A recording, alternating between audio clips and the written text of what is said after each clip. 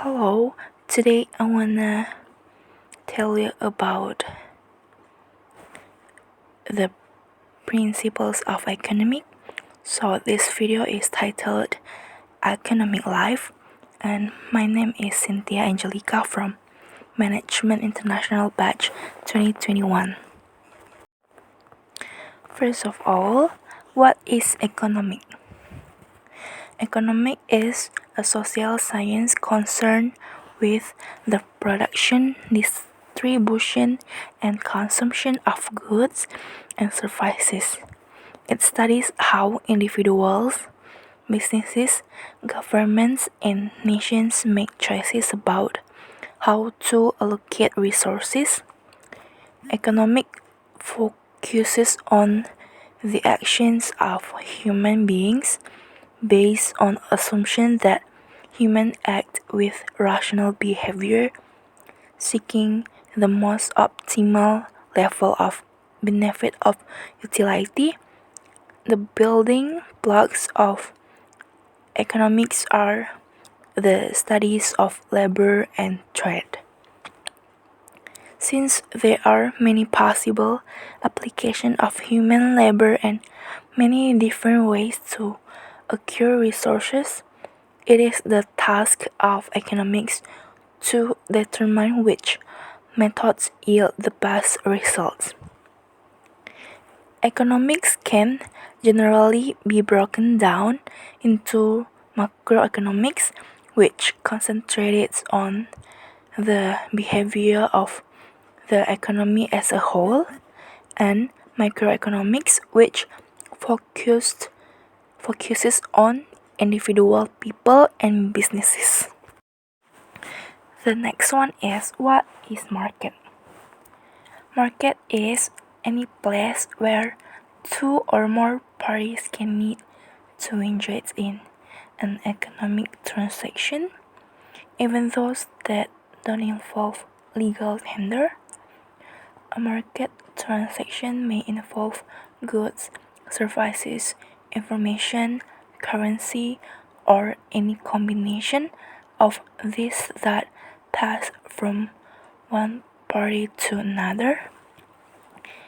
In short, markets are arenas in which buyers and sellers can gather and interact. The market may be physical, like a retail outlet where people meet face to face, or virtual, like an online market where there is no directly physical contact between buyers and sellers. As you can see on the video, there is physical market, which is we still have we can meet face to face to the sellers, between the sellers and buyers. And the other one is the online market, which is we can order something or or purchase some goods or services from home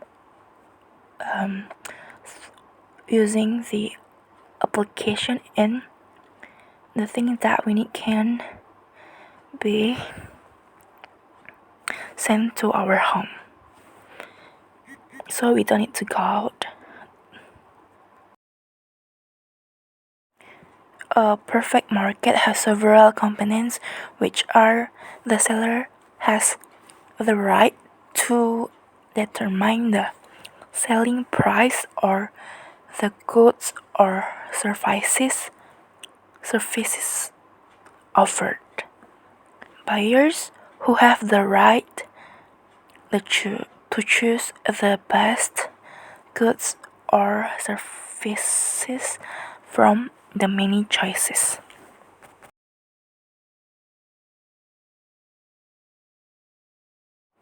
Next is the sixth principles of economics, which is market are usually a good way to organize economic activity. Central planners failed because they tried to run the economy with one hand tied behind their back. Many He says that in a market economy, the decision of a central planner are replaced by decisions of millions of market participants. Firms decide what and how much to make, and households decide where to work and what to buy. It is wonderful how the system is so successful at organizing economic activity to promote overall economic well-being. And the magic is prices.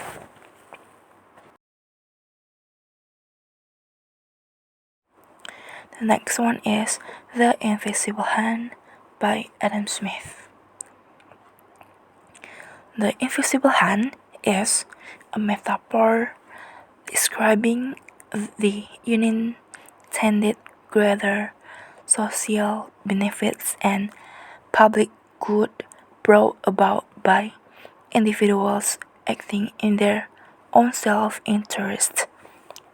The 18th century economist Adam Smith is widely credited by popularizing the concept in his book called The Wealth of Nations. Adam Smith was an 18th century Scottish economic who lived from 1723 until 1790. While his ideas were controversial and often dismissed during his day, Smith laid the foundation for free market economics theory, which is widely studied and put into use in much of the world today.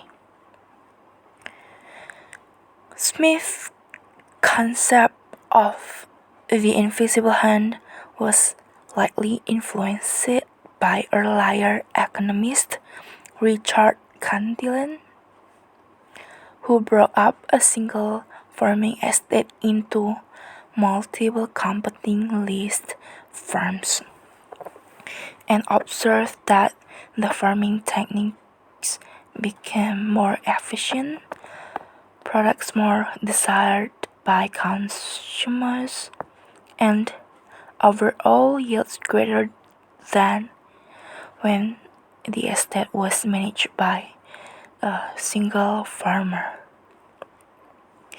When Adam Smith originally described the invisible hands, he was describing his observance that wealth doesn't live in a vacuum and that people acting in their own self-interest will eventually act in the best interest of the greater public good. This concept aligns with laissez-faire economics, which come from the French phrase laissez-nous-faire, meaning let us do it. The anecdote behind the origin of this term, which describes the meaning, is that a French governmental minister asked a group of businessmen what help the French state could provide, to which the businessman replied, laissez-nous-faire. In modern economics, some political leaders have pushed the concept further to paint a broad brush against governmental interference or regulation. The invisible hand of the market creates predictable economic systems such as supply and demand because humans are relatively predictable in their behavior.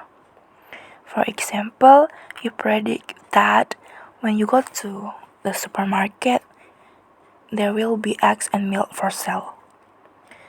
The supermarket in turn predicts that the distributor will deliver eggs and milk regularly to their warehouse.